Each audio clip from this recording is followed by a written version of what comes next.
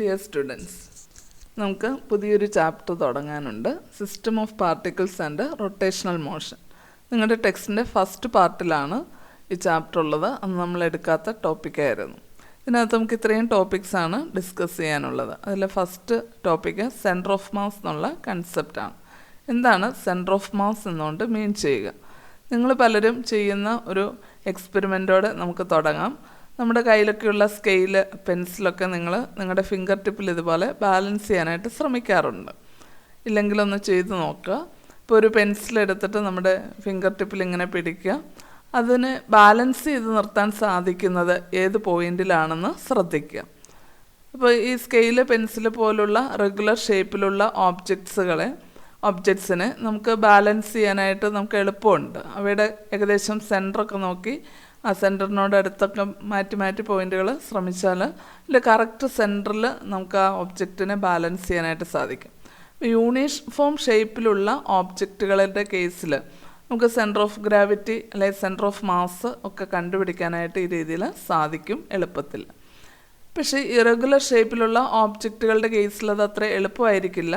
എങ്കിലും trial and error മെത്തേഡിൽ നമുക്കത് ചെയ്യാനായിട്ട് സാധിക്കും.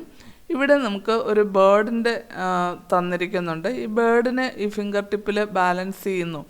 ഇത് നമ്മളോട് പറഞ്ഞാൽ നമ്മളെവിടെയായിരിക്കും ആദ്യം ട്രൈ ചെയ്യുന്നത്?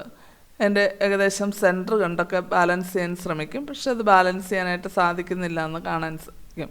ഇപ്പോൾ ഈ ഫിഗറിൽ കാണുന്നത് പോലെ അതിൻ്റെ ബീക്കിലാണ് നമുക്കതിനെ ബാലൻസ് ചെയ്ത് നിർത്താനായിട്ട് സാധിക്കുന്നത്. അപ്പോൾ അതിനർത്ഥം ഈ ഒബ്ജക്റ്റിൻ്റെ സെൻറ്റർ ഓഫ് മാസ് എന്നുള്ള പോയിൻ്റ് അതിൻ്റെ ബീക്കിലാണ് കോൺസെൻട്രേറ്റ് ചെയ്ത്. ഇത് നമുക്ക് എന്തോ ഒരു പാരഡോക്സ് പോലെയൊക്കെ ഫീൽ ചെയ്യാം, അല്ലേ? ഇത് യഥാർത്ഥത്തിലുള്ളൊരു ബേഡല്ല. അതാണ് അതിന് കാരണം. അപ്പോൾ ഇതൊരു ടോയ് ബേഡാണ്. ഈ ടോയ് ബേഡിൻ്റെ കൺസ്ട്രക്ഷനിലുള്ള പ്രത്യേകതകൾ കൊണ്ടാണ് അതിൻ്റെ ബീക്കിൽ നമുക്കതിൻ്റെ വെയിറ്റ് കോൺസെൻട്രേറ്റ് ചെയ്യാനായിട്ട് സാധിക്കുക. ഈ ടോയ് ബേഡിൻ്റെ അകം ഹോളോ ആയിട്ടാണ് കൺസ്ട്രക്റ്റ് ചെയ്തിരിക്കുക.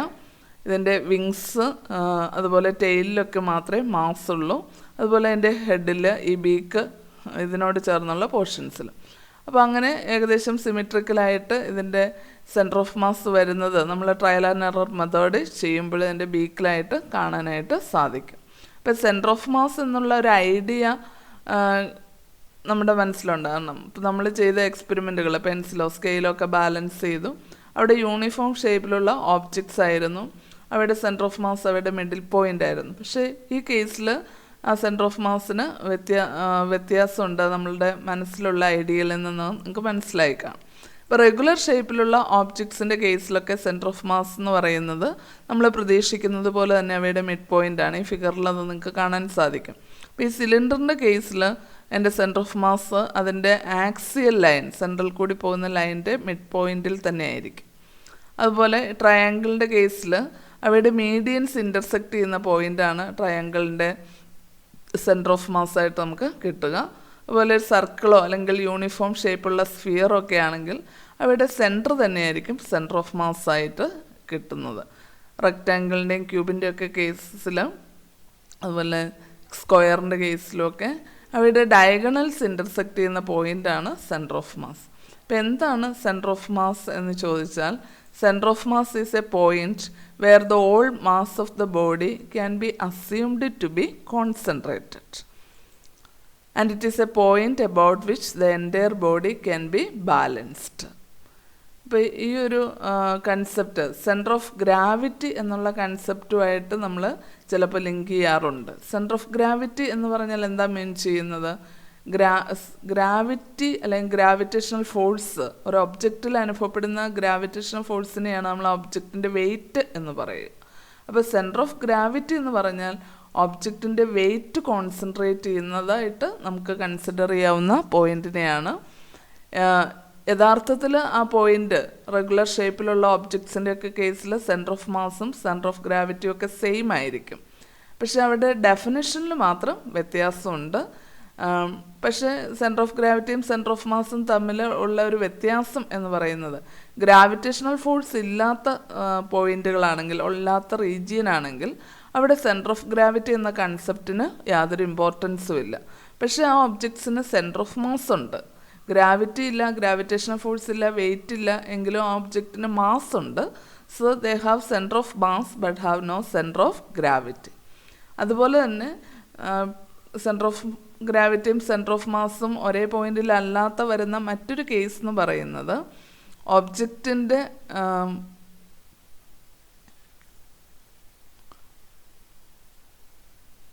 സർഫസിൽ എല്ലാ പോയിന്റിലും acceleration due to gravity same അല്ല എങ്കിൽ, അത് നമ്മുടെ സാധാരണ സിറ്റുവേഷൻസിലൊന്നും അങ്ങനെ വരുന്നില്ല എങ്കിൽ പോലും ഒരു ഒബ്ജക്റ്റ് അതിൻ്റെ ഒരു പോയിന്റിൽ ആക്സിലറേഷൻ ഡ്യൂ ടു ഗ്രാവിറ്റി അല്ല മറ്റൊരു പോയിന്റിലെങ്കിൽ, നിങ്ങൾക്കറിയാം ആക്സിലറേഷൻ ഡ്യൂ ടു ഗ്രാവിറ്റിയുടെ വാല്യൂവിന് ചെറിയ ചേഞ്ച് ഉണ്ട്, പല പ്ലേസ് ടു പ്ലേസ് അത് ചേഞ്ച് ചെയ്യുന്നുണ്ട്. അപ്പോൾ അങ്ങനെ ഓരോ ഒബ്ജക്റ്റിൻ്റെ തന്നെ ഒരു പോർഷനിൽ ആക്സിലറേഷൻ ഡ്യൂ ടു ഗ്രാവിറ്റിയുടെ വാല്യൂ അല്ല മറ്റൊരു പോർഷനെങ്കിൽ, അങ്ങനെയുള്ള ഒബ്ജക്റ്റിൻ്റെ കേസിൽ മാത്രമേ സെൻറ്റർ ഓഫ് ഗ്രാവിറ്റിയും സെൻറ്റർ ഓഫ് മാസും തമ്മിൽ ഡീവിയേഷൻ വരികയുള്ളൂ. അതും അത്രയും ഇതായിട്ട് നിങ്ങൾ ചിന്തിച്ചില്ലെങ്കിലും പ്രശ്നമില്ല. ജസ്റ്റ് നിങ്ങൾ സെൻറ്റർ ഓഫ് മാസ് എന്താണ്, സെൻറ്റർ ഓഫ് ഗ്രാവിറ്റി എന്താണെന്നൊരു ഐഡിയ ഉണ്ടായിരിക്കുക എന്നുള്ളതേ ഉള്ളൂ. ഇവിടെ നമുക്കൊരു ഫിഗർ കാണിച്ചിരിക്കുന്നത് ഒരു ഒബ്ജക്റ്റിൻ്റെ മോഷനെയാണ് ഇവിടെ കാണിച്ചിരിക്കുക. നമുക്കറിയാം ഒരു ഒബ്ജക്റ്റിനെ നമ്മൾ പ്രൊജക്റ്റ് ചെയ്യുന്നതാണ്. പ്രൊജക്റ്റ് ചെയ്യുന്ന എക്സാമ്പിളാണ് ഇവിടെ ഹൊറിസോണ്ടലുമായിട്ട് തീറ്റ ആംഗിൾ ഉണ്ടാകത്തക്ക വിധത്തിൽ ക്രിക്കറ്റ് ബോളിനെ നമ്മൾ പ്രൊജക്റ്റ് ചെയ്യുന്നു, ത്രോ ചെയ്യുന്നു. അപ്പോൾ ഈ ഒബ്ജക്റ്റിൻ്റെ പാത്ത് എന്ന് പറയുന്നത് ഒരു പരാബിളിക് പാത്താണ് എന്ന് നമുക്ക് കാണാൻ സാധിക്കും. നമ്മളിതിനു മുമ്പ് അത് പഠിച്ചിട്ടുണ്ട്. അപ്പോൾ അങ്ങനെ ഈ ഒബ്ജക്റ്റിനെ ത്രോ ചെയ്യുമ്പോൾ ആ ഒബ്ജക്റ്റ് ഫോളോ ചെയ്യുന്ന പാത്ത് പരാബിളിക് ആണെന്ന് പറയുമ്പോൾ അതിൽ ഏത് പോയിൻ്റാണ് ഈ പരാബിളിക് പാത്തിൽ കൃത്യമായിട്ട് മൂവ് ചെയ്യുന്നത് അല്ലെങ്കിൽ ഫോളോ ചെയ്യുന്നത് എന്ന് നോക്കിയാൽ അത് ആ ഒബ്ജക്റ്റിൻ്റെ സെൻറ്റർ ഓഫ് മാസ് ആണെന്ന് കാണാൻ സാധിക്കും. അപ്പോൾ ഈ ഒബ്ജക്റ്റിൻ്റെ മോഷനെ ആസ് എ ഓൾ റെപ്രസെൻ്റ് ചെയ്യാനായിട്ട് ഈ സെൻറ്റർ ഓഫ് മാസ് എന്നുള്ള പോയിൻറ്റിൻ്റെ പാത്ത് നമ്മൾ ട്രേസ് ചെയ്താൽ മതിയാകും. ഇനി ഈ ഒബ്ജക്റ്റ് നിങ്ങൾക്ക് കാണാൻ പറ്റുമോ, അതിൻ്റെ ഹെഡും ടെയിലും ഒക്കെ മാറി മാറി അതിൻ്റെ പൊസിഷൻസ് മാറുന്നുണ്ട് ഇടയ്ക്കൊക്കെ വെച്ച്. ആദ്യം ഇതിൻ്റെ ഹാൻഡിൽ താഴേക്കായിരുന്നു, പക്ഷെ കുറച്ച് കഴിയുമ്പോഴത് മുകളിലേക്കായി അതിൻ്റെ ആ ഒരു പൊസിഷനിലൊക്കെ വ്യത്യാസം വരുന്നുണ്ട് ഹാൻഡിലിൻ്റെയൊക്കെ. അത് പക്ഷേ അപ്പോൾ അതിൻ്റെ പാത്ത് കറക്റ്റ് പരാബിളിക് ആണോ എന്നൊക്കെ നമുക്ക് സംശയം തോന്നാം. പക്ഷേ ഈ ഒബ്ജക്റ്റിൻ്റെ സെൻറ്റർ ഓഫ് മാസിൻ്റെ പാത്ത് വരയ്ക്കുമ്പോൾ അത് ഫോളോ ചെയ്യുന്ന പാത്ത് ഒരു പരാബിളിക് പാത്താണെന്ന് നമുക്ക് കാണാനായിട്ട് സാധിക്കും. ഇനി അടുത്തതായിട്ട് റെഗുലർ ഷേപ്പിലുള്ള ചില ഓബ്ജക്റ്റുകളുടെയൊക്കെ സെൻറ്റർ ഓഫ് മാസ് കണ്ടുപിടിക്കുന്നതിനുള്ള ഒരു ജിയോമെട്രിക്കൽ മെത്തേഡ്, അതിനൊരു എക്സാമ്പിളായിട്ട് ഇവിടെ നമുക്കൊരു ക്വസ്റ്റ്യൻ ഇങ്ങനെ ചോദിച്ചിരിക്കാം. Find the centre of mass of the rectangular lamina. ഇങ്ങനെയൊരു ക്വസ്റ്റ്യൻ NCERT ടെക്സ്റ്റിലുണ്ട്. അപ്പോൾ അത് എങ്ങനെ ചെയ്യാം എന്നൊന്ന് നോക്കാം. ഇപ്പോൾ ഇവിടെ നമ്മുടെ ട്രയാങ്കിളാണ്. ഈ ട്രയാങ്കിളിൻ്റെ സെൻറ്റർ ഓഫ് മാസ് കണ്ടുപിടിക്കാൻ പറഞ്ഞാൽ ട്രയാങ്കിൾ മാത്രം തന്നിട്ട് നമ്മളോട് പറയുകയാണെങ്കിൽ നമുക്ക് അതിനെക്കുറിച്ചൊരു ഐഡിയ ഇല്ലെങ്കിൽ കണ്ടുപിടിക്കാനായിട്ട് സാധിക്കില്ല. പക്ഷേ ഇവിടെ അത് ഒരു ജിയോമെട്രിക്കൽ മെത്തേഡിൽ അതെങ്ങനെയാണ് കണ്ടുപിടിച്ചിരിക്കുന്നതെന്ന് നോക്കാം. ഇപ്പോൾ ഇവിടെ നമ്മൾ ഈ ട്രയാങ്കിൾ LMN എന്നുള്ള ട്രയാങ്കിളാണ്, ട്രയാങ്കിളിൻ്റെയാണ് സെൻറ്റർ ഓഫ് മാസ് കണ്ടുപിടിക്കേണ്ടത്. അപ്പോൾ അതിന് വേണ്ടിയിട്ട് ചെയ്യുന്നത് ഈ ട്രയാങ്കിളിൻ്റെ ബേസ് MN, ആ MNന് പാരലായിട്ട് ഇങ്ങനെ കുറേ സ്ട്രിപ്പുകളായിട്ട് ഈ ട്രയാങ്കിളിനെ നമ്മൾ കട്ട് ചെയ്യുന്നു എന്ന് വിചാരിക്കുക. എന്നിട്ട് അതിൽ ഓരോ സ്ട്രിപ്പിൻ്റെയും സെൻറ്റർ ഓഫ് മാസ് കണ്ടുപിടിക്കുക. അപ്പോൾ ഇതൊരു റെഗുലർ ഷേപ്പിലുള്ള സ്ട്രിപ്പാണ്. അതിൻ്റെ സെൻറ്റർ ഓഫ് മാസ് കണ്ടുപിടിക്കുക എന്ന് പറഞ്ഞാൽ നമുക്ക് എളുപ്പമുള്ള കാര്യമാണ്. സെൻറ്റർ ഓഫ് മാസ് കണ്ടുപിടിക്കണം. അതുപോലെ അടുത്ത സ്ട്രിപ്പിൻ്റെ സെൻറ്റർ ഓഫ് മാസ് കണ്ടുപിടിക്കുക, അടുത്ത സ്ട്രിപ്പിൻ്റെ, അങ്ങനെ ഓരോ സ്ട്രിപ്പിൻ്റെയും സെൻറ്റർ ഓഫ് മാസ് കണ്ടുപിടിച്ചിട്ട് ആ സെൻറ്റർ ഓഫ് മാസുകളെ തമ്മിൽ ജോയിൻ ചെയ്യുന്ന ഒരു ലൈൻ വരയ്ക്കുക. ഇതിനെയാണ് യഥാർത്ഥത്തിൽ മീഡിയൻ എന്ന് പറയുന്നത്. ബേസ് MNൻ്റെ മീഡിയനാണ് LP.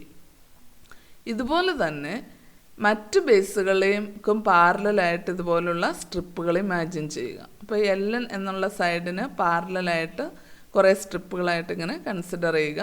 എന്നിട്ട് ഓരോ സ്ട്രിപ്പിൻ്റെയും സെൻറ്റർ കണ്ടുപിടിക്കുക. ആ സെൻറ്ററുകളെ തമ്മിൽ ജോയിൻ ചെയ്ത് അടുത്ത മീഡിയൻ വരയ്ക്കാം. MQ എന്ന മീഡിയൻ നമുക്ക് കിട്ടും. അതുപോലെ തന്നെ LM എന്നുള്ള സൈഡിന് പാരലായിട്ടും ഇതുപോലുള്ള സ്ട്രിപ്പുകളായിട്ട് കൺസ്ട്രക്റ്റ് ചെയ്യുക. അവയുടെ മിഡ് പോയിൻറ്റുകൾ കണ്ടുപിടിച്ച് അവയെ തമ്മിൽ ജോയിൻ ചെയ്ത് ലൈൻ വരയ്ക്കുക. അപ്പോൾ നമുക്ക് അടുത്ത മീഡിയൻ കിട്ടും. ഈ 3 മീഡിയൻസും കൂടി ഇൻ്റർസെക്റ്റ് ചെയ്യുന്ന പോയിൻറ്റിലായിരിക്കും ഇതിൻ്റെ സെൻറ്റർ ഓഫ് മാസ് എന്ന് നമുക്ക് പറയാൻ സാധിക്കും. ഈ പോയിന്റിനെയാണ് നമ്മൾ ട്രയാങ്കിളിൻ്റെ സെൻട്രോയിഡ് എന്ന് പറയുക. സെൻട്രോയിഡ് കണ്ടുപിടിക്കാനൊക്കെ നിങ്ങൾ സ്കൂളിൽ പഠിച്ചിട്ടുണ്ടാകും. മീഡിയൻസ് ഇൻ്റർസെക്റ്റ് ചെയ്യുന്ന പോയിൻ്റാണ് സെൻട്രോയിഡ്. ഈ സെൻട്രോയിഡ് തന്നെയാണ് ഈ ഒബ്ജക്റ്റിൻ്റെ സെൻറ്റർ ഓഫ് മാസ് എന്ന് നമുക്ക് ഈ രീതിയിൽ കണ്ടുപിടിക്കാനായിട്ട് സാധിക്കും. അവിടെ ഇത് ചെയ്തതിൻ്റെ എക്സ്പ്ലനേഷനാണ് ഇവിടെ തന്നിരിക്കുന്നത്. നിങ്ങൾ വായിച്ച് മനസ്സിലാക്കുക. ഞാനിപ്പോൾ പറഞ്ഞ ആ കാര്യം തന്നെയാണ്. വായിച്ച് നോക്കിയ lamina can be subdivided into narrow strips, each parallel to the base Mn. By symmetry, each strip has its center of mass at its midpoint. If we join the midpoint of all the strips, we get the median LP. The center of mass of the triangle as a whole, therefore, has to lie in the median LP. Similarly, we can argue that it lies in the median MQ and NR. MQ എന്ന മീഡിയനിലും NR എന്നുള്ള പോയിൻ്റൊക്കെ mid point ആയിട്ട് വരും. ഈ point നമുക്ക് പറയാൻ സാധിക്കും. ഇപ്പോൾ centre of mass എവിടെയാണ് ലൈ ചെയ്യുന്നത്? It lies on the point of concurrence of these medians, that is the centroid.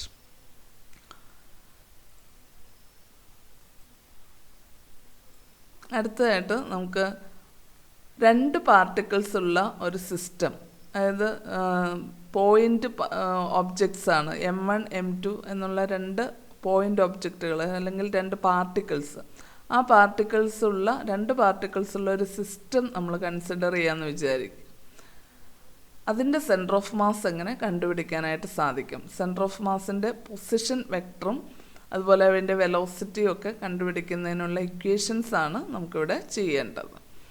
ഇപ്പോൾ രണ്ട് പാർട്ടിക്കിൾസ് ഉള്ള സിസ്റ്റം എന്ന് പറയുമ്പോൾ നമുക്ക് ചെറിയ മോളിക്യൂൾസൊക്കെ വേണമെങ്കിൽ എക്സാമ്പിളായിട്ട് എടുക്കാം. ഇപ്പോൾ ഓക്സിജൻ മോളിക്യൂൾ, അതിനകത്ത് 2 ഓക്സിജൻ ആറ്റംസ് ആണുള്ളത്. അപ്പോൾ 2 ഓക്സിജൻ ആറ്റംസ് ഉള്ള ഓക്സിജൻ മോളിക്യൂൾ എന്നുള്ള സിസ്റ്റത്തിൻ്റെ സെൻറ്റർ ഓഫ് മാസിൻ്റെ പൊസിഷൻ അതെങ്ങനെ കണ്ടുപിടിക്കാം? അതുപോലെ വെലോസിറ്റി, ആക്സിലറേഷൻ, ഇതിനൊക്കെയുള്ള ഇക്വേഷൻസാണ് നമ്മളിവിടെ ചെയ്യുന്നത്. ഇനി ഹൈഡ്രജൻ ക്ലോറൈഡ്, ഓക്സിജൻ ആറ്റംസ് 2 എന്ന് പറയുമ്പോൾ 2 ഒരേ സൈസും ഷേപ്പും ഒക്കെ ഉള്ളതാണ്. അപ്പോൾ അവയുടെ മോളിക്യൂളിൻ്റെ സെൻറ്റർ ഓഫ് മാസ് എന്ന് പറയുന്നത് 2 ഓക്സിജൻ്റെയും സെൻറ്ററുകളെ തമ്മിൽ ജോയിൻ ചെയ്യുന്ന ലൈനിൻ്റെ സെൻറ്റർ ആയിരിക്കും. എളുപ്പത്തിൽ നമുക്കങ്ങനെ പറയാൻ സാധിക്കും. പക്ഷേ ഈ 2 പാർട്ടിക്കിൾസ് ഉള്ള സിസ്റ്റത്തിൽ ഒരു ഒബ്ജക്റ്റിന് മാസ് കൂടുതലും ഒരു ഒബ്ജക്റ്റിന് മാസ് കുറവും ഒക്കെ ആണെങ്കിൽ അവയുടെ സെൻറ്റർ ഓഫ് മാസിൻ്റെ പൊസിഷൻ എവിടെയായിരിക്കും? അത് കണ്ടുപിടിക്കാനായിട്ട് നമുക്ക് കുറച്ചുകൂടി ചിന്തിക്കേണ്ടി വരും, അല്ലെങ്കിൽ ചില ഇക്വേഷൻസ് യൂസ് ചെയ്യേണ്ടി വരും. അങ്ങനെയുള്ള ഇക്വേഷൻസാണ് നമ്മളിവിടെ പറയാൻ പോവുക. ഇപ്പോൾ ഇവിടെ നിങ്ങൾക്ക് ഈ ഫിഗറിൽ 2 ഒബ്ജക്ട്സ് M1 M2 മാസുള്ള 2 ഒബ്ജക്ട്സിനെ കാണിച്ചിട്ടുണ്ട്. ഈ ഒബ്ജക്റ്റിൻ്റെ സെൻറ്റർ ഓഫ് മാസിൻ്റെ പൊസിഷൻ എന്താണ്? പൊസിഷൻ വെക്ടർ എങ്ങനെ കണ്ടുപിടിക്കും? അതാണ് നമ്മുടെ ക്വസ്റ്റ്യൻ.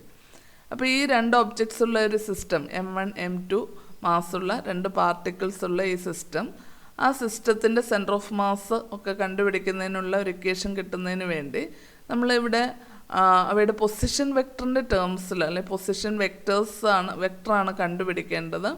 അപ്പോൾ അത് ഡിഫൈൻ ചെയ്യുന്നതിന് വേണ്ടി ഇവിടെ ഒരു കോർഡിനേറ്റ് സിസ്റ്റം എടുത്തിട്ടുണ്ട്. XYZ ഒരു സ്പേസിലാണ് നമ്മൾ കൺസിഡർ ചെയ്യുക. അപ്പോൾ 3 ഡയമെൻഷണൽ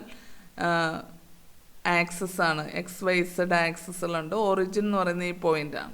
ഈ ഒറിജിനോട് റിലേറ്റീവായിട്ടാണ് ഓരോ പാർട്ടിക്കിളിൻ്റെയും പൊസിഷനൊക്കെ നമ്മൾ പറയുക. അപ്പോൾ ഇതാണ് നമ്മുടെ ഒറിജിൻ. ആ ഒറിജിനിൽ നിന്ന് M1 എന്നുള്ള പാർട്ടിക്കിളിൻ്റെ പൊസിഷൻ വെക്ടർ, അതിനെ നമുക്ക് R1 എന്ന് വിളിക്കാം. M2 എന്ന പാർട്ടിക്കിളിൻ്റെ പൊസിഷൻ വെക്ടറാണ് R2. അങ്ങനെയാണെങ്കിൽ സെൻറ്റർ ഓഫ് മാസിൻ്റെ പൊസിഷൻ വെക്ടർ നമ്മളെങ്ങനെ കണ്ടുപിടിക്കും?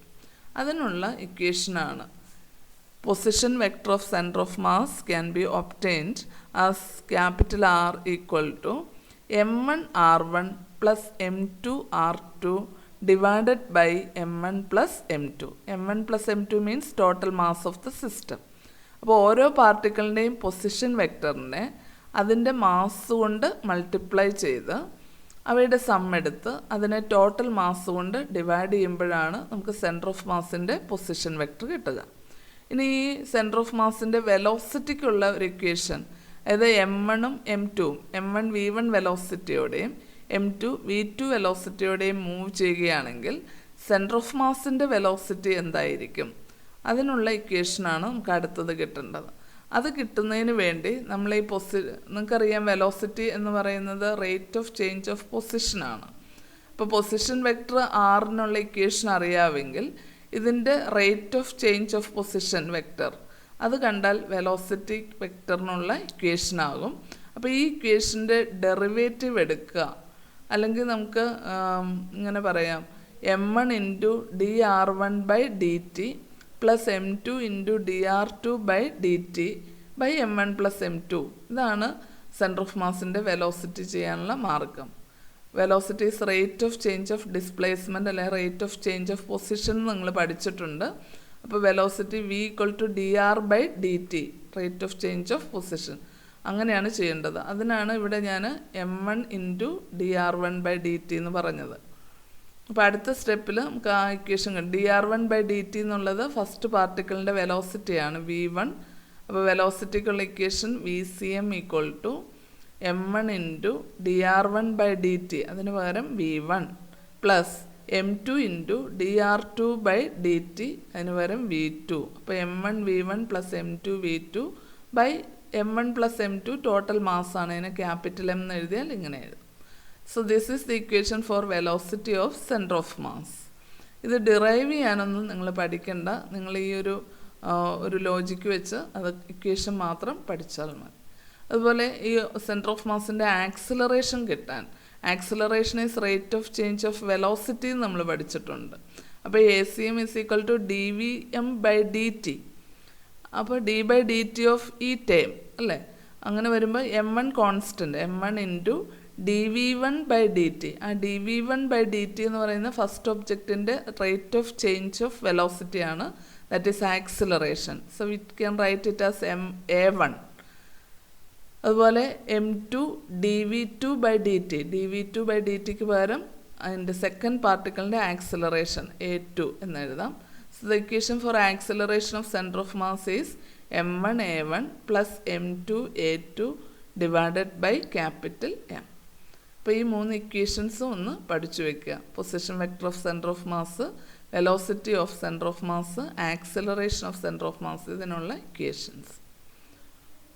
ഇനി ആദ്യത്തെ ഒബ്ജക്റ്റിൽ F1 എന്നൊരു ഫോഴ്സും രണ്ടാമത്തെ ഒബ്ജക്റ്റിൽ F2 ഫോഴ്സുമാണ് ആക്ട് ചെയ്യുന്നതെന്ന് വിചാരിക്കുക. ഈ m1 a1 എന്നുള്ളതിന് പകരം നമുക്ക് F1 എന്നും m2 a2ന് പകരം F2 എന്നും എഴുതിയാൽ എമ്മിനെ ഇങ്ങോട്ട് ക്രോസ് മൾട്ടിപ്ലൈ കൂടി ചെയ്താൽ will get m into ACM = F1 plus F2. Or we can find out acceleration of center of mass as ACM is equal to F1 plus F2 by capital M, where F1 plus F2 is the total force acting on the system at 2 points. അല്ലേ, അപ്പോൾ m1ൽ act ചെയ്യുന്ന force F1ഉം m2ൽ act ചെയ്യുന്ന force F2 ആണെങ്കിൽ total force എന്ന് പറയുന്നത് F1 plus F2 ആണ്. ആ total ഫോഴ്സിനെ ആ സിസ്റ്റത്തിൻ്റെ ടോട്ടൽ മാസ് കൊണ്ട് ഡിവൈഡ് ചെയ്യുമ്പോൾ നമുക്ക് ആ സിസ്റ്റത്തിൻ്റെ സെൻറ്റർ ഓഫ് മാസിൻ്റെ ആക്സിലറേഷൻ കിട്ടുന്നതായിട്ട് കാണാൻ സാധിക്കും. അപ്പോൾ ആ സെൻറ്റർ ഓഫ് മാസ് മൂവ് ചെയ്യുന്നത് ഈ ഒരു ആക്സിലറേഷനോടെയാണ്. ACM = total force by total mass എന്നുള്ള ഇക്വേഷൻ ഉപയോഗിച്ച് കിട്ടുമ്പോൾ ഉള്ള വാല്യൂവിന് തുല്യമായ ഒരു ആക്സിലറേഷനോടെയാണ് സെൻറ്റർ ഓഫ് മാസ് മൂവ് ചെയ്യുന്നതെന്ന് കാണാൻ സാധിക്കും. Or we can see that centre of mass of the system moves as if it is a particle of mass capital M equal to the total mass of the system and all the external forces are applied to it. അതായത് ഒരു സിസ്റ്റത്തിൽ നമ്മളിപ്പോൾ 2 പോയിന്റിലായിട്ടാണ് forces F1ഉം F2ഉം കൊടുത്തത്. അതുപോലെ സിസ്റ്റത്തിൻ്റെ total മാസ്സാണ് m1 plus m2. എങ്ങനെയൊക്കെ ആണെങ്കിലും ഇതിൻ്റെ ആക്സിലറേഷൻ കണ്ടുപിടിക്കാനായിട്ട് സെൻറ്റർ ഓഫ് മാസിൻ്റെ സിസ്റ്റത്തിൻ്റെ സെൻറ്റർ ഓഫ് മാസിൻ്റെ ആക്സിലറേഷൻ കണ്ടുപിടിക്കാൻ എന്ത് ചെയ്താൽ മതി, ഇതിൽ ആക്ട് ചെയ്യുന്ന 2 പാർട്ടിക്കിളിലും കൂടി ആക്ട് ചെയ്യുന്ന ടോട്ടൽ ഫോഴ്സിനെ ആ സിസ്റ്റത്തിൻ്റെ ടോട്ടൽ മാസ് കൊണ്ട് ഡിവൈഡ് ചെയ്താൽ മതി. അതായത് സെൻറ്റർ ഓഫ് മാസ് ഒരു പാർട്ടിക്കിൾ പോലെ ആക്ട് ചെയ്യുന്നതായിട്ട് കാണാം. ആ പാർട്ടിക്കിളിൻ്റെ മാസ് എന്ന് പറയുന്നത് m1 പ്ലസ് m2ഉം അതിൽ ആക്ട് ചെയ്യുന്ന ടോട്ടൽ ഫോഴ്സ് എന്ന് പറയുന്നത് F1 പ്ലസ് F2 ആണ്. അല്ലെങ്കിൽ സിസ്റ്റത്തിലെ ടോട്ടൽ ഫോഴ്സ് മുഴുവനും ഈ സെൻറ്റർ ഓഫ് മാസ് എന്നുള്ള പോയിന്റിൽ ആക്ട് ചെയ്യുന്നതായിട്ടും ടോട്ടൽ മാസ് ആ പോയിന്റിൽ കോൺസെൻട്രേറ്റ് ചെയ്തിരിക്കുന്നതായിട്ടും കരുതി ആ പോയിന്റിൽ ആ ഒരു സിംഗിൾ പാർട്ടിക്കിൾ, ആ മാസുള്ള സിംഗിൾ പാർട്ടിക്കിൾ ഉണ്ടായിരുന്നെങ്കിൽ അതെങ്ങനെ മൂവ് ചെയ്യുമായിരുന്നോ അതുപോലെയാണ് സെൻറ്റർ ഓഫ് മാസ് എന്നുള്ള പോയിൻ്റ് മൂവ് ചെയ്യുന്നത് എന്നാണ് ഇവിടെ നമ്മൾ മനസ്സിലാക്കുന്നത്. ഇനി 3 പാർട്ടിക്കിൾസ് ഉള്ള ഒരു സിസ്റ്റത്തിൻ്റെ സെൻറ്റർ ഓഫ് മാസ് എന്തായിരിക്കും, അതെങ്ങനെ കണ്ടുപിടിക്കാം? അതിനുള്ള ഇക്വേഷൻ നമുക്ക് 2 പാർട്ടിക്കിൾസ് ഉള്ള സിസ്റ്റത്തിൻ്റെ ഇക്വേഷൻ എഴുതിയ അതേ രീതിയിൽ തന്നെ എഴുതാനായിട്ട് സാധിക്കും. ഇപ്പോൾ ഇവിടെ നിങ്ങൾക്ക് M1 M2 M3 3 പാർട്ടിക്കിൾസ് ഉള്ള ഒരു സിസ്റ്റമാണ് കാണിച്ചിരിക്കുക. ഒറിജിനായിട്ട് നമ്മൾ ഈ പോയിൻ്റ് എടുക്കുന്നു O എന്ന് വിചാരിക്കുക. അപ്പോൾ ഈ ഒറിജിനോട് റിലേറ്റീവായിട്ട് M1ൻ്റെ പൊസിഷൻ വെക്ടർ R1ഉം M2വിൻ്റേത് R2ഉം ഇത് M2 ആണ് കേട്ടോ. M2വിൻ്റേത് R2ഉം M3യുടേത് R3യുമാണ്. അങ്ങനെയാണ് കാണിച്ചിരിക്കുക. ഈ 3 പാർട്ടിക്കിൾസിൻ്റെയും കൂടി സെൻറ്റർ ഓഫ് മാസ് എന്നുള്ള പോയിൻ്റ് ഇവിടെയാണെന്ന് വിചാരിക്കുക. ആ സെൻറ്റർ ഓഫ് മാസിൻ്റെ പൊസിഷൻ വെക്ടർ ക്യാപിറ്റൽ R അതെങ്ങനെ കണ്ടുപിടിക്കാം? അതിനുള്ള ഇക്വേഷൻ എന്തായിരിക്കും? ഇറ്റ് വിൽ ബി, ഒന്ന് പറഞ്ഞു നോക്കിയേ, M1 R1 plus M2 R2 plus M3 R3 divided by M1 plus M2 plus M3 അല്ലേ? അതുപോലെ velocity of centre of mass എന്തായിരിക്കും? Capital V is equal to M1 V1 plus M2 V2 plus M3 V3 by capital M അല്ലെങ്കിൽ M1 plus M2 plus M3. അതുപോലെ acceleration of centre of mass എടുത്താലും AC will be equal to M1 A1 plus M2 A2 plus M3 A3. ഇങ്ങനെ നമുക്ക് കണ്ടുപിടിക്കാനായിട്ട് സാധിക്കും. ഇതുപോലെ N particles ഉള്ള സിസ്റ്റത്തിൻ്റെ കേസിലും ഇതേ രീതിയിൽ തന്നെ നമുക്ക് ആ സെൻറ്റർ ഓഫ് മാസിൻ്റെ പൊസിഷൻ വെക്ടർ, വെലോസിറ്റി, ആക്സിലറേഷനൊക്കെ കണ്ടുപിടിക്കാനായിട്ട് സാധിക്കും. ഇപ്പോൾ ഇവിടെ നിങ്ങൾക്ക് ഈ ഇക്വേഷൻസ് ഉപയോഗിച്ച് ചെയ്യുന്ന ഒരു പ്രോബ്ലമാണ് തന്നിരിക്കുക. The distance between the center of carbon and oxygen atoms in carbon monoxide molecule is 1.13 into 10 raised to minus 10 meter. ഇപ്പോൾ കാർബൺ മോണോക്സൈഡ് മോളിക്യൂൾ, അതിൽ കാർബണും ഓക്സിജനുമാണുള്ളത്. ആ കാർബണും ഓക്സിജനും തമ്മിൽ അവയുടെ സെൻറ്ററുകൾ തമ്മിലുള്ള ഡിസ്റ്റൻസാണ് തന്നിരിക്കുക 1.13 into 10 raised to minus 10 meter. ഇനി നമുക്കിവിടെ ചെയ്യേണ്ടത് locate the centre of mass of the molecule relative to carbon atom. Carbon ആറ്റത്തിനെ അപേക്ഷിച്ച് ഈ സിസ്റ്റത്തിൻ്റെ സെൻറ്റർ ഓഫ് മാസിൻ്റെ പൊസിഷൻ കണ്ടുപിടിക്കണം. ഇതാണ് ക്വസ്റ്റ്യൻ. അപ്പോൾ കാർബൺ ആറ്റം നമ്മൾ ഒറിജിനായിട്ട് എടുക്കണം. ഇത് നമുക്കൊരു 2 പാർട്ടിക്കിൾ സിസ്റ്റമായിട്ട് കരുതാം. അതിൽ ഫസ്റ്റ് പാർട്ടിക്കിൾ കാർബണും സെക്കൻഡ് പാർട്ടിക്കിൾ ഓക്സിജനുമാണ്. ഈ molecule, carbon monoxide molecule x ആക്സിസിന് പാരലലായിട്ട് നിൽക്കുന്നതായിട്ട് സങ്കല്പിക്കുക. കാർബൺ ആറ്റം സെൻറ്ററിലാണെന്നും വിചാരിക്കുക. ഇപ്പോൾ സെൻറ്റർ ഓഫ് മാസ് കാണാൻ എക്സ് ആക്സിസിൽ ഇവിടെ പൊസിഷൻ വെക്ടർ എന്ന് പറയുന്ന ഒറിജിനിൽ നിന്നുള്ള ഡിസ്റ്റൻസാണ്, അല്ലെങ്കിൽ ഡിസ്റ്റൻസ് മാഗ്നിറ്റ്യൂഡായ വെക്ടറാണ്. ഇപ്പോൾ നമ്മളിവിടെ ഈ മോളിക്യൂൾ എക്സ് ആക്സിസിൽ അലൈൻ ചെയ്തിരിക്കുന്നതായിട്ട് സങ്കല്പിച്ചാൽ പൊസിഷൻ വെക്ടർ R എന്നുള്ളതിന് പകരം എക്സ് എന്ന് നമുക്ക് വേണമെങ്കിൽ യൂസ് ചെയ്യാം. ഒറിജിനിൽ നിന്ന് എക്സ് ആക്സിസിൽ ഓരോ പാർട്ടിക്കിളിലേക്കുള്ള ഡിസ്റ്റൻസാണ് X1 X2 എന്നൊക്കെ എടുത്തിരിക്കുക. അതുപോലെ നമ്മൾ കാർബൺ ആറ്റത്തെ സെൻറ്ററിൽ അല്ലെങ്കിൽ ഒറിജിനായിട്ടാണ് സങ്കല്പിച്ചത്. അപ്പോൾ ഒറിജിനിൽ നിന്നെ അപേക്ഷിച്ച് കാർബൺ ആറ്റത്തിൻ്റെ പൊസിഷൻ എന്ന് പറയുന്നത് എന്തായിരിക്കും? 0 ആയിരിക്കും. എൻ്റെ പൊസിഷൻ വെക്ടറിൻ്റെ മാഗ്നിറ്റ്യൂഡ് അല്ലെ X1ൻ്റെ വാല്യൂ 0 ആയിരിക്കും. X2 എന്ന് പറയുന്നത് ഒറിജിനിൽ നിന്ന് ഓക്സിജൻ മോളിക്യൂളിലേക്കുള്ള ഡിസ്റ്റൻസാണ്. കാർബണാണ് ഒറിജിനിൽ. അപ്പോൾ ഓക്സിജനിലേക്കുള്ള ഒറിജിനിൽ നിന്നുള്ള ഡിസ്റ്റൻസ് എന്ന് പറഞ്ഞാൽ കാർബണും ഓക്സിജനും തമ്മിലുള്ള ഡിസ്റ്റൻസാണ്. അതാണ് നമ്മൾ X2 ആയിട്ട് എടുക്കേണ്ടത്. ആ വാല്യൂ നമുക്കിവിടെ തന്നിട്ടുണ്ട്.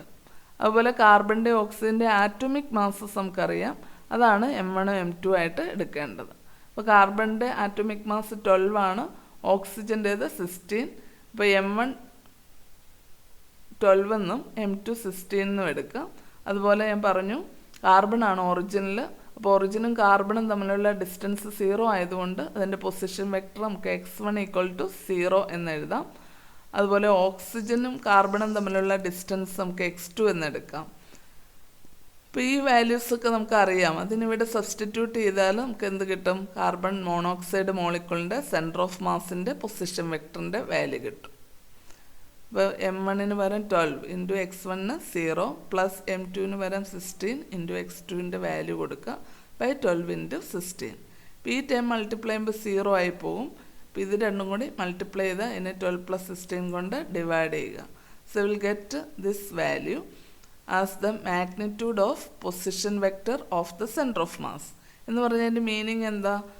ഒറിജിനിൽ നിന്ന് അല്ലെങ്കിൽ കാർബൺ ആറ്റത്തിൽ നിന്ന് ഈ ഒരു ഡിസ്റ്റൻസിലാണ് കാർബൺ മോണോക്സൈഡ് മോളിക്യൂളിൻ്റെ സെൻറ്റർ ഓഫ് മാസിൻ്റെ പൊസിഷൻ എന്ന് പറയാനായിട്ട് സാധിക്കും. അടുത്തൊരു പ്രോബ്ലം തന്നെയാണ്. Find the centre of mass of 3 particles at the vertices of an equilateral triangle. ഇപ്പോൾ ഇവിടെ നിങ്ങൾക്ക് ഒരു ഇക്വിലാറ്ററൽ ട്രയാങ്കിൾ അതിൻ്റെ ഫിഗർ നമുക്കിങ്ങനെ വരയ്ക്കാം. ഇവിടെ ഒറിജിനിൽ ഒരു പാർട്ടിക്കിൾ ഇരിക്കുന്നതായിട്ട് എടുക്കുന്നു. ബാക്കിയുള്ളതിൻ്റെ പൊസിഷൻ അതിനോട് റിലേറ്റീവായിട്ട് ഇക്വിലാറ്ററൽ ട്രയാങ്കിളിൻ്റെ 3 വെർട്ടിസസിൽ വരുന്ന പോലെ എടുക്കാം. അപ്പോൾ ഇവിടെ 3 പാർട്ടിക്കിൾസിൻ്റെ മാസ് പറഞ്ഞിട്ടുണ്ട്. ആദ്യത്തേൻ്റെ 100, അടുത്തത് 150, അടുത്തത് 200. അപ്പോൾ ഈ 100 ഗ്രാം മാസുള്ള പാർട്ടിക്കിൾ ഒറിജിനിലാണെന്ന് വിചാരിക്കാം. ട്രയാങ്കിൾ വരയ്ക്കുക, ഇക്വിലാറ്ററൽ ട്രയാങ്കിളായിട്ട് വരയ്ക്കണം. അതിൻ്റെ അടുത്ത 2 വെർട്ടിസസിൽ ഒരു വെർട്ടിസിൽ 200 ഗ്രാമും അടുത്ത വെർട്ടിക്സിൽ 150 ഗ്രാമും ഇരിക്കുന്നതായിട്ട് സങ്കല്പിക്കുക. അപ്പോൾ ഇവിടെ M1 എന്നുള്ളത് നമ്മൾ 100 എന്നെടുത്തു, അതാണ് ഒറിജിനിലിരിക്കുന്ന പാർട്ടിക്കിൾ. M2 എന്നുള്ളത് 150, അതായത് അത് എക്സ് ആക്സിസിൽ തന്നെ ഉള്ള ഒരു പോയിൻ്റാണ് നമ്മൾ എടുത്തിരിക്കുക. M2ൻ്റെ വാല്യൂ 150. M3 എന്ന് പറയുന്നത് ട്രയാങ്കിളിൻ്റെ 3ാമത്തെ വെർട്ടെക്സാണ്, അവിടുത്തെ മാസ് 200 ഗ്രാം. ഇനി ഈ ഓരോ മാസിൻ്റെയും പൊസിഷൻ വെക്ടറുകൾ നമുക്ക് കണ്ടുപിടിക്കണം. അപ്പോൾ ഇവിടെ ഇത് ഒരാക്സിസിൽ മാത്രമല്ല ഈ പാർട്ടിക്കിൾ എക്സിസ്റ്റ് ചെയ്യുന്നത്. ഈ 3ാമത്തെ പാർട്ടിക്കിൾ 200 ഗ്രാം എന്നുള്ള പാർട്ടിക്കിൾ ഈ ഒരു പോയിന്റിലാണ്. അപ്പോൾ ഇതിൻ്റെ പൊസിഷൻ വെക്ടറിനെ സംബന്ധിച്ച് അതിന് എക്സ് കോർഡിനേറ്റും ഉണ്ട്, വൈ കോർഡിനേറ്റും ഉണ്ട്. അതുകൊണ്ട് നമുക്ക് എല്ലാ പാർട്ടിക്കിൾസിൻ്റെയും എക്സ് കോർഡിനേറ്റും വൈ കോർഡിനേറ്റും ഒന്ന് എഴുതണം. അപ്പോൾ ആദ്യത്തെ പാർട്ടിക്കിൾ ഒറിജിനലായതുകൊണ്ട് അതിൻ്റെ എക്സ് കോർഡിനേറ്റും വൈ കോർഡിനേറ്റും 0 ആണ്. അതുകൊണ്ട് നമുക്ക് x1 = 0, y1 = 0 എന്ന് എഴുതാം. അടുത്ത പാർട്ടിക്കിൾ M2 എന്നുള്ള പാർട്ടിക്കിൾ, അത് നമ്മൾ 150 ഗ്രാം പാർട്ടിക്കിളിനെയാണ് M2 എന്ന് വിളിച്ചത്. അത് എക്സ് ആക്സിസിൽ തന്നെയാണ്, പക്ഷെ അതിൻ്റെ എക്സ് കോർഡിനേറ്റിൻ്റെ വാല്യൂ എന്ന് പറയുന്ന ഒറിജിനിൽ നിന്ന് ഇവിടെ വരെയുള്ള ഡിസ്റ്റൻസ് ആണ്. ഇതെന്ന് പറയുന്ന ഇക്വിലാറ്ററൽ ട്രയാങ്കിളിൻ്റെ ഒരു സൈഡാണ് അല്ലേ. ഇവിടെ നമുക്ക് ഇക്വിലാറ്ററൽ ട്രയാങ്കിളിൻ്റെ ഒരു സൈഡിൻ്റെ ലെങ്ത് 0.5 മീറ്റർ ലോങ് എന്ന് പറഞ്ഞിട്ടുണ്ട്. അപ്പോൾ ഒറിജിനിൽ നിന്ന് 150 ഗ്രാം വരെയുള്ള ഡിസ്റ്റൻസ് എത്രയാണ്? 0.5 മീറ്റർ ആണ്. അതാണ് നമ്മുടെ x2 ആയിട്ട് എടുക്കേണ്ടത്. ഇനി x3 എന്നുള്ളത് ഇക്വിലാറ്ററൽ ട്രയാങ്കിൾ ആയതുകൊണ്ട് ഈ 3ാമത്തെ വെർട്ടെക്സ് എന്ന് പറയുന്നത് ഈ ബേസിൻ്റെ മിഡ് പോയിൻറ്റിന് നേരെ ആയിരിക്കും. അപ്പോൾ ഈ ബേസിൻ്റെ മിഡ് പോയിൻ്റ് എന്ന് പറയുമ്പോൾ ഇവിടെ നിന്ന് ഇവിടെ വരെ 0.5 ആണ്, അതിൻ്റെ പകുതി 0.25. അതിന് നേരെയാണ് നമ്മുടെ 3ാമത്തെ വെർട്ടെക്സ് വരിക. അവിടെയാണ് 3ാമത്തെ പാർട്ടിക്കിൾ ഇരിക്കുക. അപ്പോൾ ഈ 3ാമത്തെ പാർട്ടിക്കിളിൻ്റെ എക്സ് കോർഡിനേറ്റ് എന്ന് പറയുന്നത് ഒറിജിനിൽ നിന്നുള്ള ഇവിടെ വരെയുള്ള ഡിസ്റ്റൻസ്, അതായത് ബേസിൻ്റെ ഹാഫ് 0.5ൻ്റെ പകുതി 0.25 ആണ്. പക്ഷെ വൈയുടെ വാല്യൂ നമ്മളെങ്ങനെ കണ്ടുപിടിക്കും? അതാണ് ഇവിടെ ഇത്തിരി ബുദ്ധിമുട്ടുള്ള കാര്യം. അതിന് വേണ്ടിയിട്ട് നമ്മളോട് ഒരു കാര്യം പറഞ്ഞിട്ടുണ്ട്, ഇത് ഇക്വിലാറ്ററൽ ട്രയാങ്കിളാണ്. ഇക്വിലാറ്ററൽ ട്രയാങ്കിളിൻ്റെ എല്ലാ ആംഗിൾസും എത്രയാണ്? 60 ഡിഗ്രിയാണ്. അത് നിങ്ങൾക്കറിയാം. അപ്പോൾ ഈ ഒരു ട്രയാങ്കിൾ നമുക്കൊന്ന് കൺസിഡർ ചെയ്യാം. y2 എന്ന് പറയുന്നത് ഈ ഒരു ഡിസ്റ്റൻസ് ആണ് അല്ലേ, എക്സ് ആക്സിസിൽ നിന്ന് ഈ പാർട്ടിക്കിളിലേക്കുള്ള ഡിസ്റ്റൻസ്. ഈ ഒരു ഡിസ്റ്റൻസാണ് y3 എന്ന് പറയുക, അതായത് തേർഡ് പാർട്ടിക്കിളിൻ്റെ വൈ കോർഡിനേറ്റിൻ്റെ വാല്യൂ. ഈ ആംഗിൾ 60 ആണ്. ഈ ഡിസ്റ്റൻസ്, അതായത് എക്സ് കോർഡിനേറ്റിൻ്റെ വാല്യൂ 0.25 നമുക്ക് കിട്ടിയിട്ടുണ്ട്. അപ്പോൾ ഈ ആംഗിൾ 60 ആണെങ്കിൽ tan 60യുടെ വാല്യൂ കിട്ടാൻ എന്ത് ചെയ്യണം? y3/x3 ചെയ്യണം. ഞാനത് y2 എന്നാണ് എഴുതിയത്, അപ്പോൾ അത് മാറ്റി എഴുതാം. y3/x3.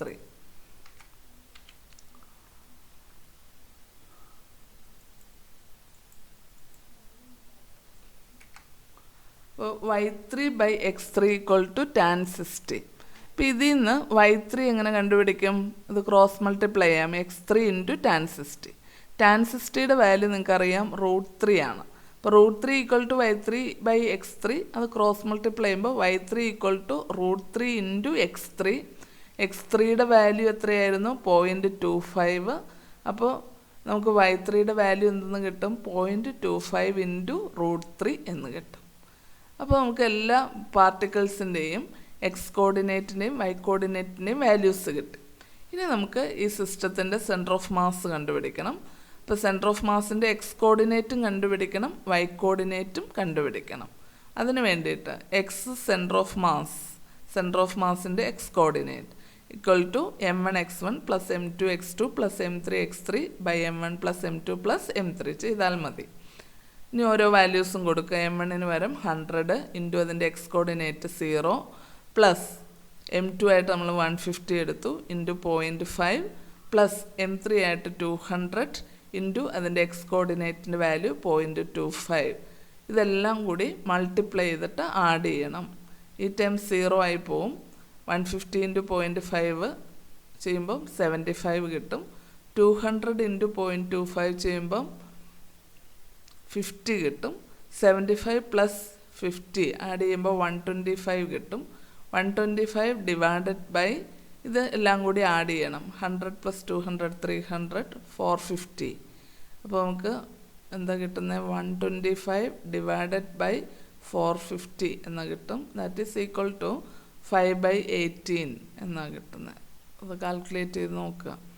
അതുപോലെ സെൻറ്റർ ഓഫ് മാസിൻ്റെ വൈ കോർഡിനേറ്റ് കാണാൻ m1 y1 + m2 y2 + m3 y3 / m1 + m2 + m3 ചെയ്യണം. ഇതിൽ ഓരോ വാല്യൂസും കൊടുക്കുക. m1 100, y1 0, m2 150, y2 0 ആണ്. കണ്ടോ? y2 എന്ന് പറയുന്ന എക്സ് ആക്സിസിൽ തന്നെയാണ്. അപ്പോൾ എക്സ് ആക്സിസിലുള്ള പോയിൻ്റ് വൈ കോർഡിനേറ്റ് എന്ന് പറയുന്നത് 0 ആണ്. 150 ഇൻറ്റു 0 പ്ലസ് മൂന്നാമത്തെ പാർട്ടിക്കിൾ m3യുടെ മാസ് 200 ഇൻറ്റു അതിൻ്റെ വൈ കോർഡിനേറ്റിൻ്റെ വാല്യൂ നമ്മളിവിടെ കണ്ടുപിടിച്ചിട്ടുണ്ട്. അത് സബ്സ്റ്റിറ്റ്യൂട്ട് ചെയ്യുക. Divided by total mass 450. ഇത് കാൽക്കുലേറ്റ് ചെയ്യുമ്പോൾ നമുക്ക് 50 √3/450 കിട്ടും. അത് ക്യാൻസൽ ചെയ്യുമ്പോൾ 15 450യോടെ ക്യാൻസൽ ചെയ്യുമ്പോൾ √3/9 എന്ന് വരും. ഈ 9 എന്നുള്ളതിന് നമുക്ക് √3 × 3 എന്ന് എഴുതാൻ പറ്റും. 3 × 3.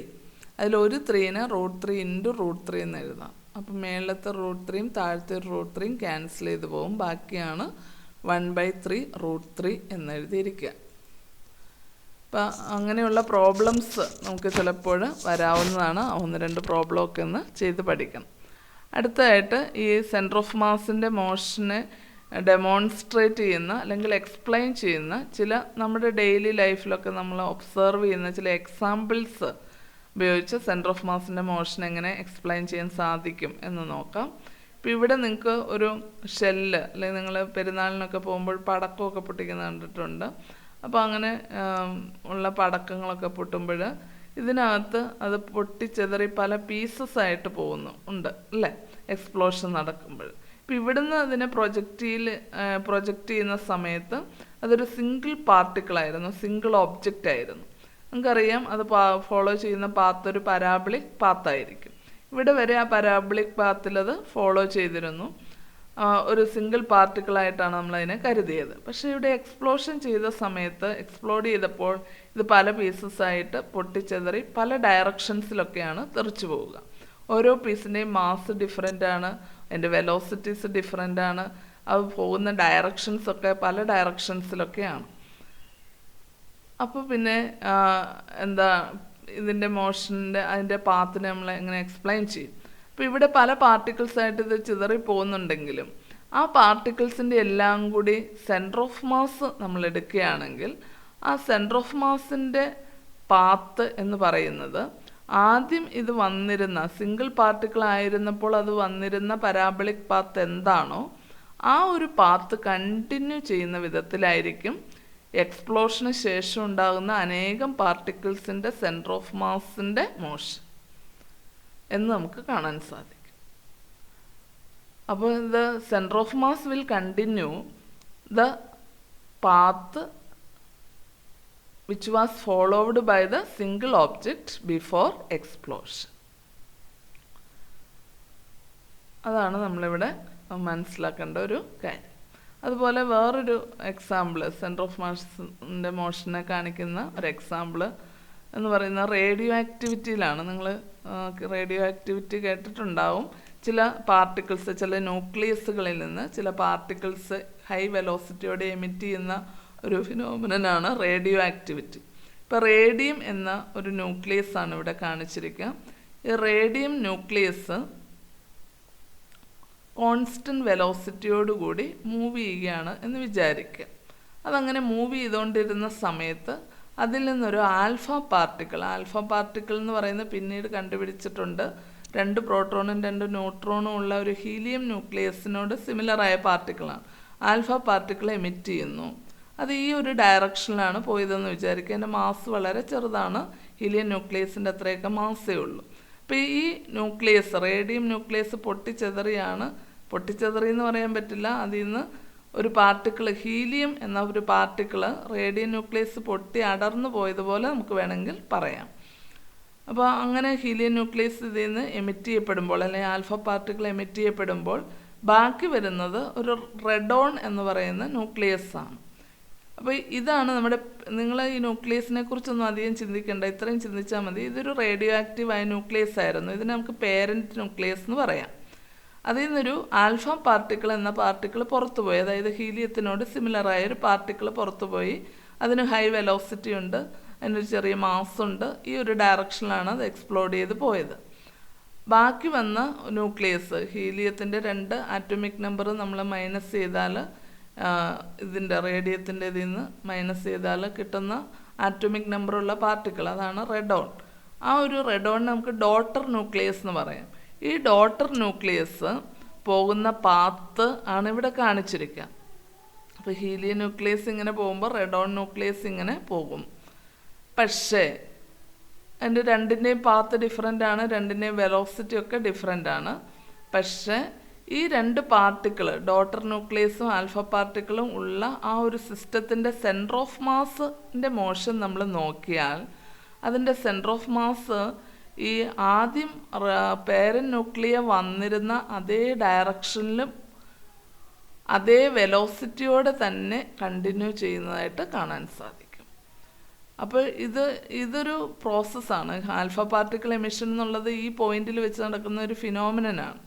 ആ ഒരു പ്രോസസ്സിന് മുമ്പ് റെഡോൺ എന്ന സിംഗിൾ പാർട്ടിക്കിൾ ഏത് സ്പീഡിൽ, കോൺസ്റ്റൻറ്റ് സ്പീഡിൽ ഏതൊരു ഡയറക്ഷനിൽ മൂവ് ചെയ്തിരുന്നോ അതേ പാത്ത് തന്നെ അതേ വെലോസിറ്റിയോടെ ആയിരിക്കും ഈ എമിഷന് ശേഷം ഉണ്ടാകുന്ന ഡോട്ടർ ന്യൂക്ലിയസിൻ്റെയും ആൽഫ പാർട്ടിക്കിൾസിൻ്റെയും സെൻറ്റർ ഓഫ് മാസ് ആയിട്ട് വരുന്ന പോയിന്റ് എക്സിക്യൂട്ട് ചെയ്യുന്നത് എന്നുള്ളതാണ്. അതുപോലെ മറ്റൊരു എക്സാമ്പിളാണ് ഇവിടെ റേഡിയം ന്യൂക്ലിയസ് റെസ്റ്റിലായിരുന്നു എന്ന് വിചാരിക്കുക. ഇവിടെ അത് കോൺസ്റ്റൻറ്റ് സ്പീഡിൽ മൂവ് ചെയ്തിരുന്നു. അതുപോലെ എമിഷന് ശേഷം നമ്മൾ കണ്ടു ഈ പാർട്ടിക്കിൾസ് രണ്ടും ഉള്ള പാർട്ടിക്കിളിൻ്റെ ആ സിസ്റ്റത്തിൻ്റെ സെൻറ്റർ ഓഫ് മാസ് ആ മോഷൻ കണ്ടിന്യൂ ചെയ്യുന്നു. ഇനി റെഡോൺ റെസ്റ്റിലായിരുന്നു എന്ന് വിചാരിക്കുക. അങ്ങനെയാണ് എന്ത് സംഭവിക്കുന്നറിയാവോ? ആൽഫ പാർട്ടിക്കിൾ ഒരു സ്പീഡിൽ ഒരു ഡയറക്ഷനിൽ പോകുമ്പോൾ അതിന് നേരെ ഓപ്പോസിറ്റ് ഡയറക്ഷനിലായിരിക്കും ഡോട്ടർ ന്യൂക്ലിയസ് ആയ റെഡോൺ പാർട്ടിക്കിൾ പോകുന്നത്. ഇനി നമ്മൾ റെഡോണും ഹീലിയവും ഉൾക്കൊള്ളുന്ന ആ പാർട്ടിക്കിളിൻ്റെ സെൻറ്റർ ഓഫ് മാസ് എടുത്തു നോക്കിയാൽ ആ സെൻറ്റർ ഓഫ് മാസ് ഇപ്പോഴും പഴയ ആ ഒരു പോയിന്റിൽ തന്നെ റെസ്റ്റിലാണ് കണ്ടിന്യൂ ചെയ്യുന്നതെന്ന് കാണാൻ സാധിക്കും. അതിൻ്റെ വെലോസിറ്റി 0 ആയിരിക്കും, സെൻറ്റർ ഓഫ് മാസിൻ്റെ വെലോസിറ്റി. കാരണം ഈ എമിഷൻ നടക്കുന്നതിന് മുമ്പ് ഒരു സിംഗിൾ ആറ്റമായിരുന്ന റേഡിയം ആയിരുന്നപ്പോൾ അത് റെസ്റ്റിലായിരുന്നു. അതേ അവസ്ഥയിൽ തന്നെയായിരിക്കും ഹീലിയത്തിൻ്റെയും റെഡോണിൻ്റെയും സെൻറ്റർ ഓഫ് മാസ് എക്സ്പ്ലോഷന് ശേഷം കണ്ടിന്യൂ ചെയ്യുന്നത്. So we can see that during such emissions or explosions, after explosion the center of mass of the exploded particle will continue the same path before explosion or emission. അപ്പോൾ ഇവിടെ ആദ്യം നമ്മൾ പറഞ്ഞു റേഡിയമാണ്, radium split ചെയ്ത് റെഡോണും alpha പാർട്ടിക്കിളും ഉണ്ടായിരുന്നു. പക്ഷെ റെഡോൺ uniform മോഷനിലായിരുന്നു ഈ ഒരു ഡയറക്ഷനിലെങ്കിൽ ഈ എമിഷന് ശേഷം ഉണ്ടായ ഡോട്ടർ ന്യൂക്ലിയസിൻ്റെയും ഹീലിയം ന്യൂക്ലിയസിൻ്റെയും കൂടി സെൻറ്റർ ഓഫ് മാസിൻ്റെ പൊസിഷൻ അല്ലെങ്കിൽ അതിൻ്റെ വെലോസിറ്റി, അതിൻ്റെ ഡയറക്ഷനൊക്കെ നമ്മൾ ഒബ്സർവ് ചെയ്താൽ നമുക്ക് കാണാൻ പറ്റുക സെൻറ്റർ ഓഫ് മാസ് പോകുന്നത് ആദ്യം ഈ റെഡോൺ കംപ്ലീറ്റ് ചെയ്ത റേഡിയം മൂവ് ചെയ്തിരുന്ന അതേ സ്പീഡിൽ അതേ ഡയറക്ഷനിലാണ് എന്നാണ്. ഇനി റേഡിയം ആദ്യം റെസ്റ്റിലായിരുന്നെങ്കിൽ ഈ രണ്ട് പാർട്ടിക്കിൾസിൻ്റെ സെൻറ്റർ ഓഫ് മാസും ആ റെസ്റ്റിൽ തന്നെ കണ്ടിന്യൂ ചെയ്യുന്നതായിട്ട് നമുക്ക് കാണാൻ സാധിക്കും. അപ്പം അങ്ങനെ വരണമെങ്കിൽ രണ്ട് പാർട്ടിക്കിൾസും പരസ്പരം ഓപ്പോസിറ്റ് ഡയറക്ഷൻസിൽ ഫ്ലൈ ചെയ്യുന്നതായിട്ട് കാണാൻ സാധിക്കും. അപ്പോൾ ഇത്രയും ആണ് നമ്മൾ ഈ ക്ലാസ്സിൽ നിന്ന് ഡിസ്കസ് ചെയ്യാനായിട്ട് ഉദ്ദേശിച്ചത്. അപ്പോൾ ഇവിടെ നിങ്ങൾ സെൻറ്റർ ഓഫ് മാസ് എന്താണ് എന്നുള്ളത് മനസ്സിലാക്കുക, അതുപോലെ സെൻറ്റർ ഓഫ് മാസിൻ്റെ ഇക്വേഷൻസ് പഠിക്കുക, ഈ രണ്ട് പ്രോബ്ലംസ് ചെയ്യാനായിട്ട് പഠിക്കുക. ഇതുപോലുള്ള പ്രോബ്ലംസാണ് ഈ പാർട്ടിൽ നിന്ന് എക്സാമിനൊക്കെ വരാൻ സാധ്യതയുള്ളത്. Thank you.